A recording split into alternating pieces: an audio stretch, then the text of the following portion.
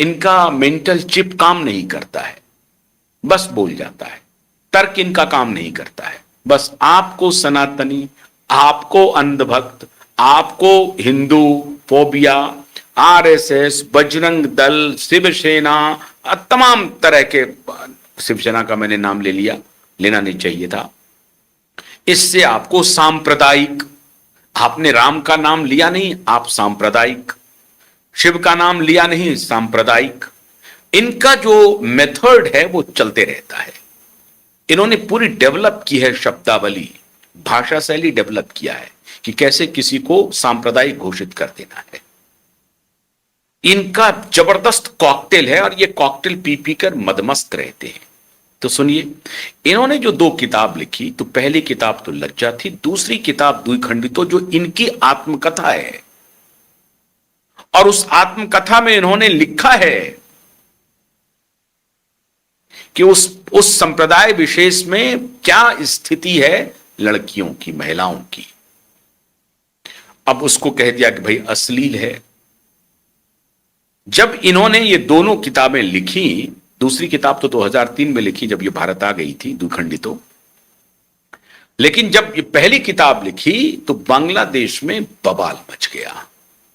ऐसी परिस्थिति कर दी कि तस्लीमा नसरीन को बांग्लादेश छोड़ करके भागना पड़ा। आप सबको मालूम है, जो हमारे जेनजी हैं उनके लिए मैं ये कार्यक्रम कर रहा हूं, वो भी देखें, जो जेनजी से पहले की आबादी हैं उनको तो मालूम ही होगा तस्लीमा कौन है।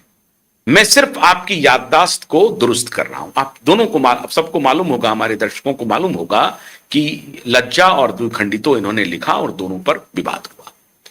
लज्जा के विवाद पर ये वहां से भाग करके बांग्लादेश से इनको भागना पड़ा, भारत आ गई। भारत में इन्होंने फिर द्विखंडितो लिखा। लज्जा के ऊपर भारत में कट्टरपंथियों ने प्रतिबंध लगवाया। कहां ये आई भारत? बांग्लादेश से सबसे नजदीकी राज्य कौन है जिसकी सीमा बांग्लादेश से मिलती है? वो राज्य है बंगाल, पश्चिम बंगाल। पश्चिम बंगाल आई। पश्चिम बंगाल जब ये आई, वहां किसकी सरकार थी?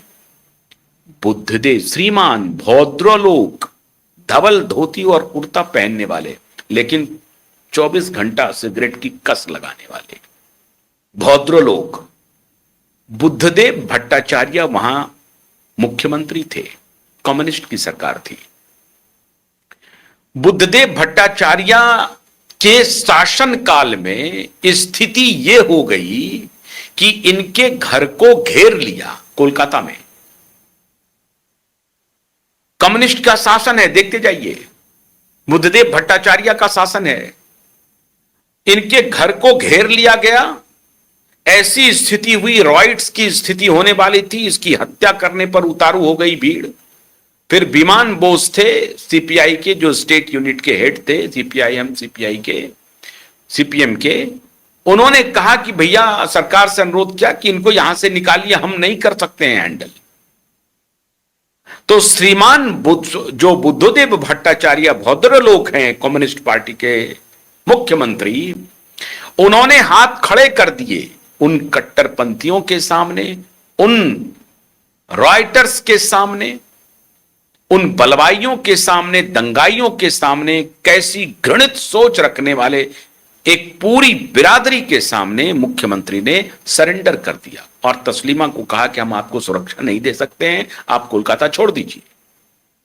एक बेसहारा लड़की, उसको छोड़ना पड़ा कोलकाता, और फिर दिल्ली आई, मुंबई आई, कहां कहां रही, छिपते छिपाते, फिर विदेश में आना जाना लगा रहा। भारत सरकार इनको किसी तरीके से थोड़ी बहुत मदद देती रही और इस तरह से छुपते छुपाते इन्होंने अपनी जिंदगी का पालन किया।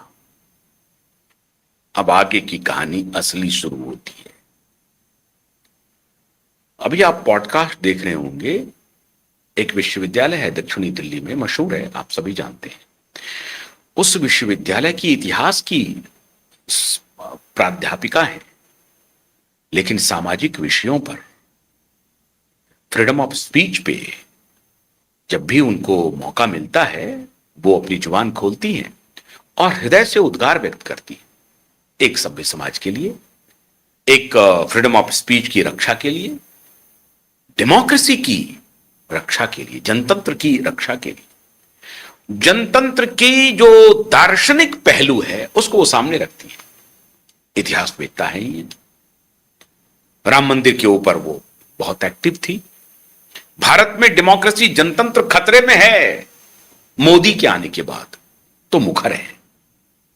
ये नेहरू जो सेंटर था, रिसर्च सेंटर जो भी था, उनकी ये चेयरपर्सन भी थी। सरकार जब बदली तो इनको इस्तीफा देना पड़ा। ये भी इतिहास की प्राध्यापिका हैं, इनके पतिदेव भी प्राध्यापक हैं। मैंने सोचा कि जरा तस्लीमा नसरीन पे इतनी मुखर और जनतंत्र की बात बोलने वाली, कॉन्स्टिट्यूशनल वैल्यूज की, फ्रीडम ऑफ स्पीच की, डेमोक्रेटिक वैल्यूज की, इनके बारे में इतना उदात्त दर्शन रखने वाली इतिहास की मर्मज्ञ प्राध्यापिका से के मुखारबिन से कुछ कभी निकला क्या तस्लीमा नसरीन के फ्रीडम ऑफ स्पीच के बारे में, तस्लीमा नसरीन के उपन्यास के बारे में, या तस्लीमा नसरीन के खिलाफ जो हमले हो रहे थे बांग्लादेश में और पश्चिम बंगाल में, क्या उसके बारे में कभी कुछ कहीं कोई टिप्पणी? इतनी बड़ी झंडावरदार, इतने बड़े फिलोसोफर, डेमोक्रेटिक वैल्यू के प्रणेता, झंडावरदार, उनसे क्या कभी उन्होंने कुछ कहा क्या? पूरा शोध कर लिया, एक बयान नहीं मिला, एक बयान नहीं। मैंने कहा हो सकता है कि मृदुला जी से भूल हो गई हो।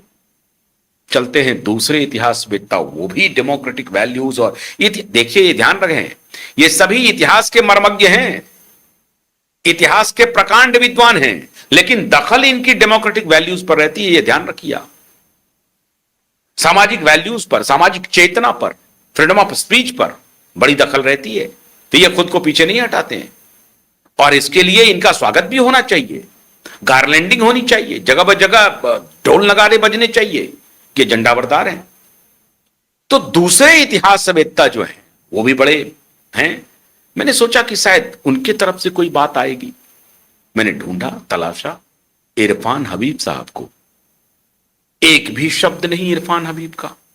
और सबसे मुखर जिनका ये नहीं है इरफान हबीब, ये नहीं है इरफान हबीब। अब दूसरे जो